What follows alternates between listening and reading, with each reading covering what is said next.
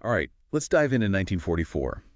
A pivotal year in World War II, wouldn't you say? Absolutely, a year that really shaped the war's outcome. You shared a fascinating document with me, Texto Pagado, chronicling the major events month by month. Yeah, it's packed with details. So our mission, should we choose to accept it, is to unearth the most intriguing insights from this treasure trove. I'm ready to dig in. Let's start with those first few months of 44. The document highlights Allied advances on multiple fronts. Right, the Soviets were pushing into Poland, getting closer and closer to the Baltic states. And on the other side of the world, the British were making gains in Burma, trying to keep those supply lines open. Vital supply lines. Yeah, absolutely. But the document also points to the intense fighting in Italy. Oh, Italy at the start of 44, it was a real struggle, a brutal battleground. The fighting around Monte Cassino, incredibly intense. So the toughest battles of the entire war, right? Absolutely. And then there were the Anzio landings, meant to outflank the Germans, but it ended up a bloody stalemate. It's interesting how these battles, geographically separated from the Eastern Front, actually had a significant impact on the Soviet offensives later in the year. Oh, for sure.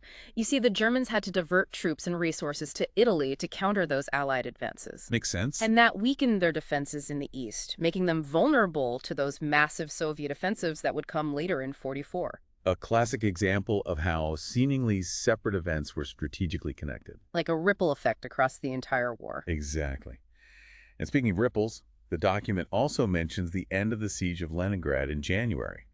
After 872 days, it was finally over. But at a devastating cost. A horrific human cost. The diary of Tanya Savacheva, a young girl who perished during the siege, really puts a human face on that unimaginable suffering. It's a stark reminder that history is not just about dates and battles, it's about people, their individual stories. Sadly, the document also reveals some really dark chapters, like the Humphrey Ganj massacre. That was in January. Japanese forces killed dozens of suspected spies. A chilling reminder of the brutality that war unleashes. It highlights the ethical complexities of warfare, the lasting trauma it inflicts. Shifting gears to the Pacific, early 44 saw the Americans fully implementing their island-hopping strategy. Right, they were focusing on key islands like Kwajalein and Eniwetok, cutting off major Japanese bases. A slow and methodical approach, but incredibly effective in the long run. A logistical masterpiece, really. They recognized they couldn't take on every Japanese stronghold, so they went for islands that could become air bases and naval bases. Extending their reach across the Pacific, step by step. A crucial factor in their eventual victory. But as you can imagine, it came at a high cost. The document mentions the raid on Truk in February, a major Japanese naval base. The Americans inflicted heavy losses, but it was a dangerous operation. No doubt. It showed the growing confidence of the U.S. Navy in the Pacific, but also the risks they were willing to take. Back in Europe, the Big Week bombing campaign against German industrial cities was in full swing in February. The document also mentions the P-51 Mustang fighter being introduced around this time. The Mustang, that was a game changer. It extended the range of those Allied escort fighters, allowing them to protect bombers all the way to their targets in Germany. The back, right. Exactly. And that significantly reduced bomber losses and crippled German industry. So while the Allies were making progress in Europe and the Pacific, the Japanese decided to launch a daring, maybe even reckless attempt to invade India in March. Yeah, that led to some incredibly tough battles around Imphal and Kohima. They were hoping to exploit some unrest in British India and disrupt those Allied supply lines. But they really underestimated the tenacity of the British and Indian troops. Not to mention the logistical challenges of fighting in that kind of terrain, those mountains. And that defeat would have long-term consequences for the Japanese war effort, right? Without a doubt. So these early months of 44 paint a vivid picture of a world truly at war, with battles raging on multiple continents. It's clear that the Allies had the momentum. But the fight was far from over. Not even close. No, not at all. And what's really fascinating is how those events in these first few months set the stage for the even bigger events that would unfold later in the year.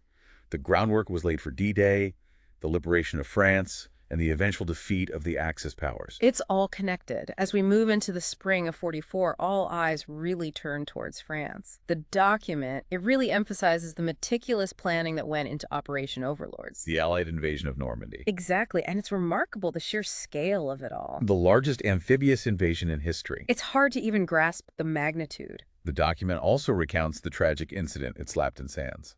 Oh, during that training exercise. Yes, hundreds of American troops were killed. A heartbreaking reminder of the risks involved, even in preparation. And the human cost, always the human cost. But the Allies, they pressed on, absolutely determined to liberate Europe.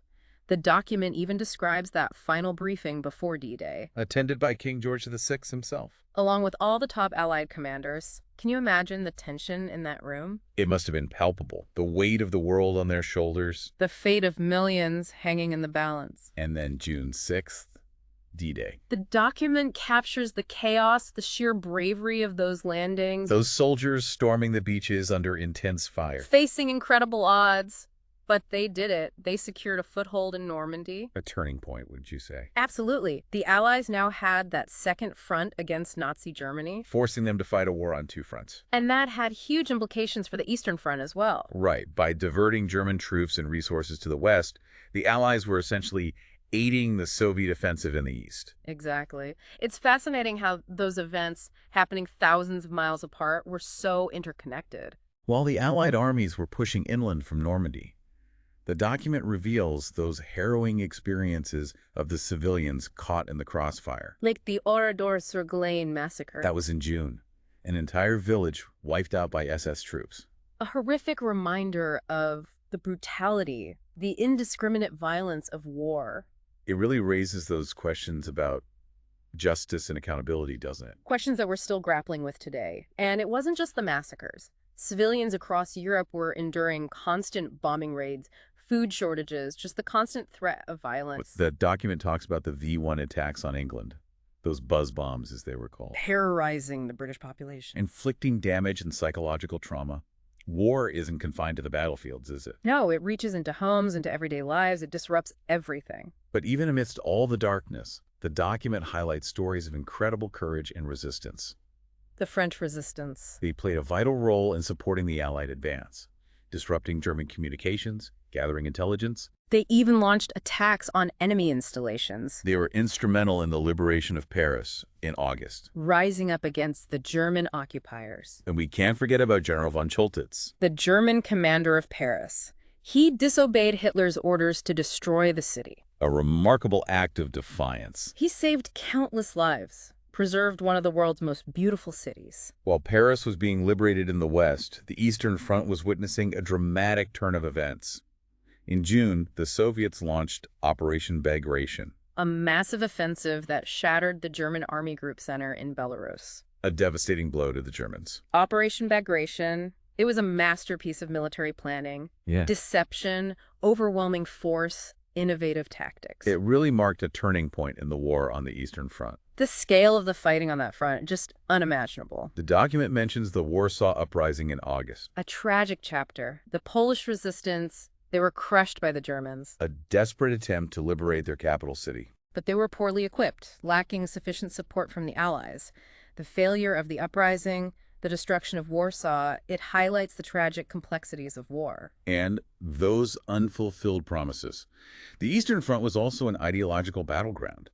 The Communist Soviet Union clashing with Nazi Germany. The Red Armies advanced into Romania and Bulgaria in August and September. That further destabilized the Axis powers. And it had those long-term consequences. It shifted the balance of power in Eastern Europe, paved the way for Soviet influence in the post-war era. You could argue that the seeds of the Cold War were sown in those final months of World War II. It's incredible to think about these simultaneous battles raging across Europe, each with their own stories of bravery, loss, and resilience. As we head into the fall of '44, that Allied momentum seems unstoppable. But the war is far from over. The Germans are preparing a counterattack, one that will test the Allies' resolve. As we move into the fall of '44, the document really paints this picture of optimism among the Allies. They had liberated Brussels, Antwerp, Luxembourg. It really felt like the end of the war in Europe was in sight. Almost there. In September, the first Allied troops actually crossed into Germany. Wow. captured the city of Aachen. A symbolic victory for sure. Yeah, a huge morale boost. But the war, oh, it was far from over. The Germans were still a formidable enemy. Oh, absolutely. They were still capable of putting up a fight. And then there was Operation Market Garden. That ambitious Allied attempt to secure a bridgehead over the Rhine River in September. A bold plan, a gamble, really. That ultimately failed. It was Field Marshal Montgomery's brainchild. The idea was to use airborne troops to capture these key bridges in the Netherlands, Opening a path right into Germany. right into the industrial heartland. But the operation was plagued with problems. Poor planning, intelligence failures, and the Germans, they put up one heck of a defense. The document specifically mentions the battle for Arnhem, Where those British paratroopers fought so bravely, but they were overwhelmed. outnumbered and outgunned.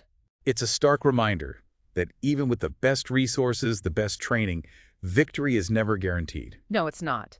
And the failure of Market Garden, well, it set the Allies back, delayed their advance into Germany. And highlighted the challenges of war, coordinating these complex operations, the absolute need for good intelligence. Absolutely crucial. Meanwhile, the war in the Pacific was also heating up. The document mentions that the American bombing campaign against Japan was escalating, It was. They were hitting industrial cities, military installations, taking a devastating toll. on the Japanese economy and their morale. And then in November, you had the sinking of the Tirpitz, That massive German battleship, a major blow to the Germans. it had been a threat to Allied shipping for years, Its sinking really marked the decline of German naval power. and it freed up those Allied resources for use elsewhere. Exactly. On the political front, you had the Moscow Conference in October. Churchill, Roosevelt, and Stalin all meeting to discuss the post-war world. Amazing to think those discussions were happening as the fighting raged on. The document says they agreed on the division of Germany into occupation zones, the creation of the United Nations, and the prosecution of war criminals. Laying the groundwork for the post-war order. But there were also hints of tension between the Western powers and the Soviets. Foreshadowing what would become the Cold War. Those cracks were already starting to show. As 1944 was coming to a close, the Germans launched a surprise offensive, The Battle of the Bulge. a desperate gamble by Hitler to try and turn the tide. The document describes it as a shock to the Allies. They were expecting a German collapse. They were caught off guard. The Germans, they actually managed to create a bulge in the Allied lines. But their offensive ultimately failed. It was a brutal battle. Heavy casualties on both sides. The document talks about the heroic defense of Bastogne by the 101st Airborne Division. "They're nuts," replied to the German surrender demand. Demand has become legendary. It really captures the American fighting spirit. And even though the bulge was a German defeat, it exposed the brutal nature of the war, The document mentions the Malmedy massacre, where SS troops murdered American prisoners of war. A horrific reminder of the dark side of humanity. a reminder that war brings out the worst in some people. So as 1944 comes to an end, it's a mixed bag. The Allies, they had achieved some incredible victories. They had liberated much of Europe and were making headway in the Pacific. But the war was far from over.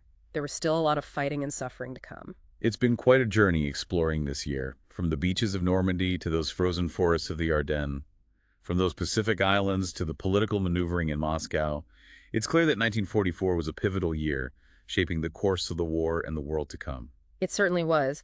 What stands out to me is how 1944 encapsulates both the hope and the horror of war, those incredible acts of courage and sacrifice alongside unimaginable brutality. It really is a testament to the resilience of the human spirit, but also serves as a warning against the destructive power of conflict. Couldn't have said it better myself. And to our listeners, I encourage you to explore further. Dive deeper into the stories that resonated with you. There's so much more to uncover about this incredible year. Until next time, keep those deep dives going.